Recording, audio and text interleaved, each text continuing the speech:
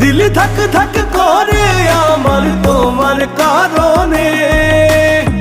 তুমি বন্ধু এত বেঈমান হইলা কেমনে? দিল ধক ধক করে আমার তোমার কারণে। তুমি বন্ধু এত বেঈমান হইলা কেমনে?